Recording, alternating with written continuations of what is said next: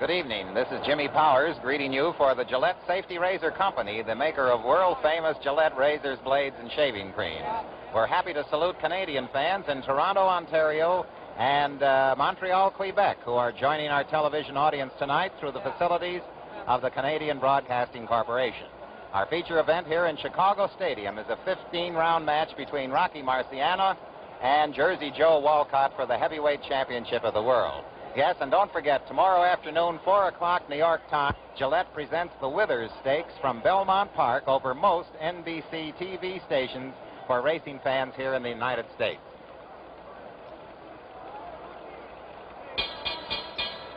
Ladies and gentlemen, I'd like to present to you a few of the present-day stars in the ring and a few of the stars of yesteryear. Presenting at this time one of the fast-moving young welterweights now making a name for himself in the welterweight division from Robbins, Illinois, young Alan Moody. From Detroit, Michigan, youngster just made a sensational victory over Lelu Sabotin in Detroit last night, Chuck Spicer. A clever young welterweight, Jed Black. And here in the audience, ladies and gentlemen, we'd like to ask them to come up and take a bow. The former world's heavyweight champion, Ezzard Charles.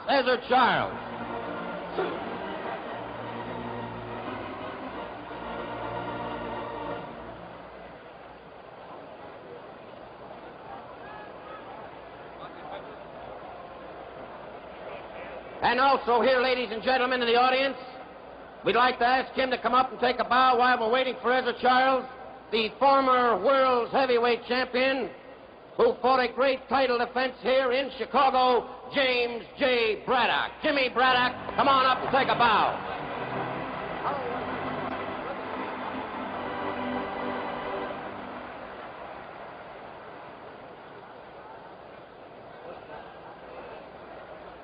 And here, ladies and gentlemen, is one of the top contenders for the heavyweight crown, Roland Lastarza.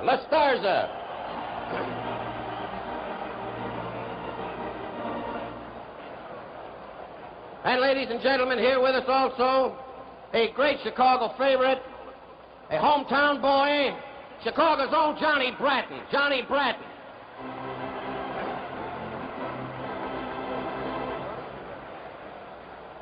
Jimmy Braddock, ladies and gentlemen, James J. Braddock.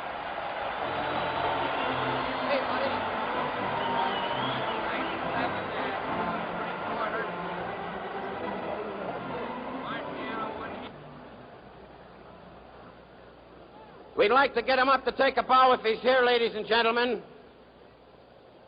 From Gary, Indiana, the former world's middleweight champion, Tony Zale. Wait, Johnny, I'll introduce you again. Here he is, ladies and gentlemen, Johnny Bratton. Ladies and gentlemen. Is Tony here? Do you know if Tony's here? I don't know. If he's here, he'd be back someplace in the back there.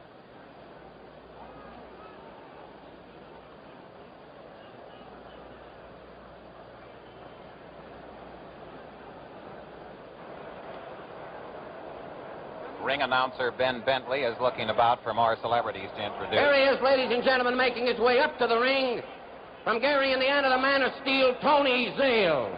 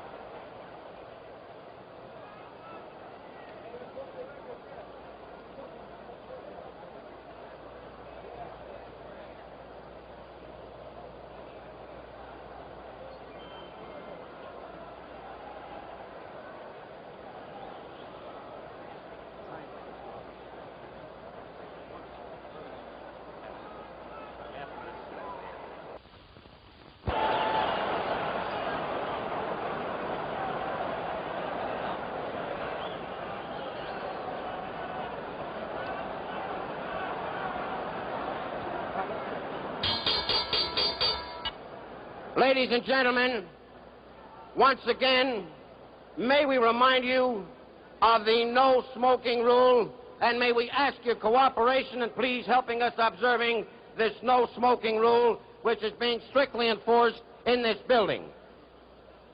Officials, ladies and gentlemen, have been appointed here by the Illinois State Athletic Commission.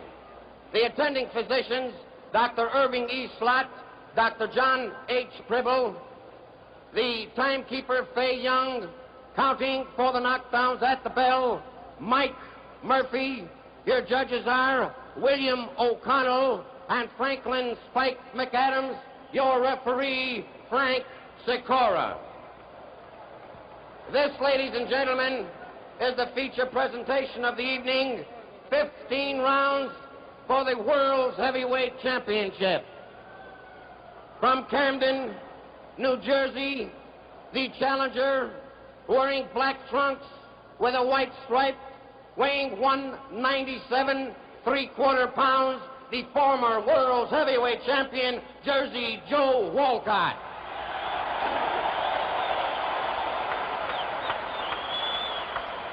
From Brockton, Massachusetts, wearing white trunks with a black stripe, weighing 184 1/2 pounds, the World's Heavyweight Champion, Rocky Marciano. And now, ladies and gentlemen, referee Frank Sikora and the instructions for both contestants. 15 rounds, 3 more bouts to follow. You boys received your instructions from the Illinois State Athletic Commission. I'm here to enforce them. I want a clean break at all times. No rabbit punching, no kidney punches. Be careful of your low blows. They may cost you round. In case of a knockdown, I want you to go to your furthest corner and stay there till I tell you to come out fighting. This being a championship fight, the 8 count is waived. Shake hands and come out fighting. Good luck to both of you. Officials here, George Barton of Minneapolis, Abe Green of Patterson, New Jersey, and evidence of great interest in the people of Massachusetts. Governor Christian Herter appointed his son, State Representative Christian Herter, to represent him here tonight. James Norris, president of the IBC, also here. For the heavyweight championship of the world, this fight could end in a draw under the rules. The 8-second rule is waived, and more than 3 knockdowns in 1 round are permitted.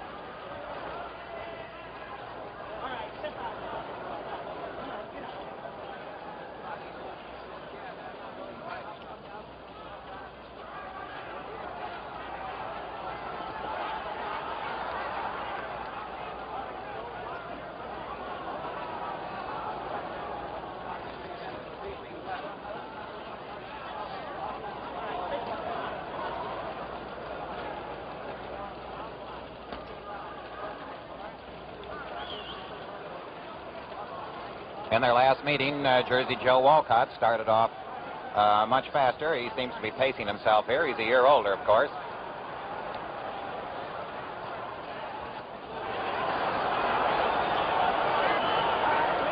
Sentiments of the crowd equally divided. They are very fair, cheering alternate leads.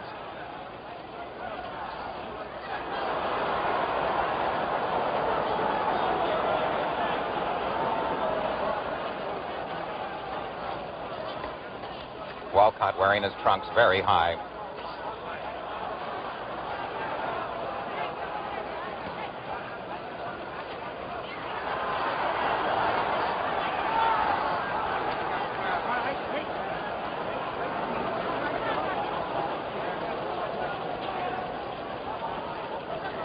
One minute to go in round 1.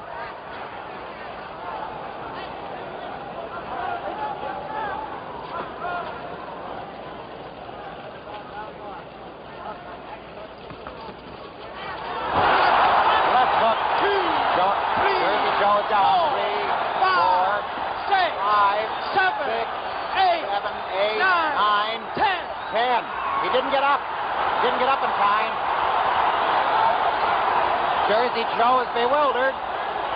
Slow getting up. The fight is over. Rocky Marciano has a pushover win here tonight. Look at the expression of bewilderment on Jersey Joe. He thought the count was too fast.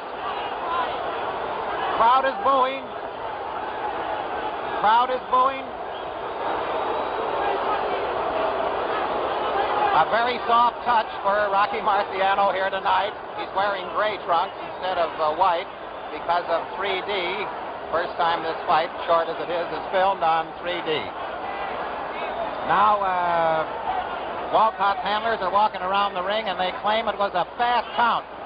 We've had long counts in Chicago. Now we have what the Walcott camp believes is a fast count.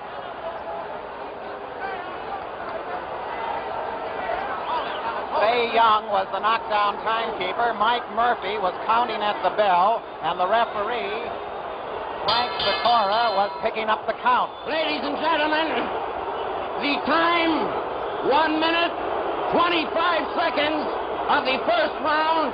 Winner by a knockout, and still world heavyweight champion, Rocky Marciano. Rocky Marciano wins by a knockout.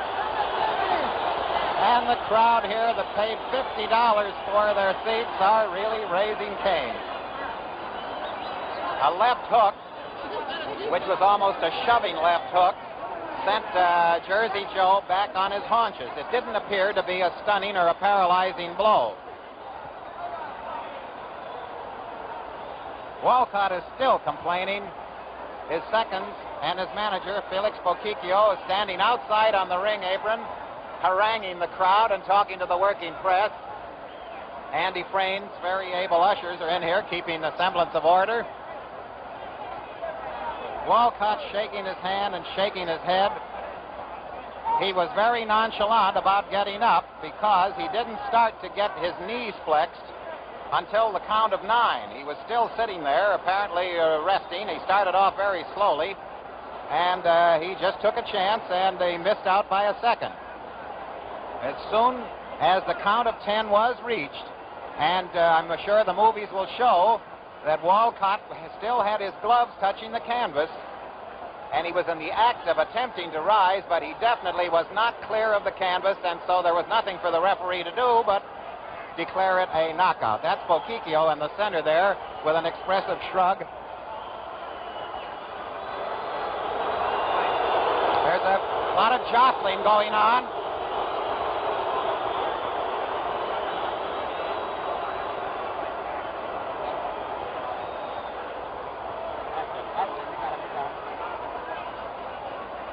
You might see a better fight now than you did at the start. Here comes a police sergeant in and a captain.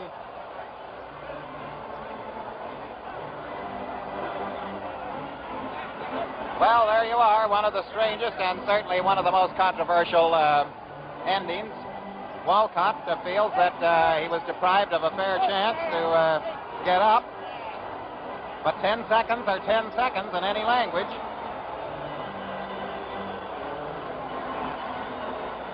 Rocky Marciano's well-wishers saying it wasn't your fault, Rocky. You didn't do the counting, you just did the hitting.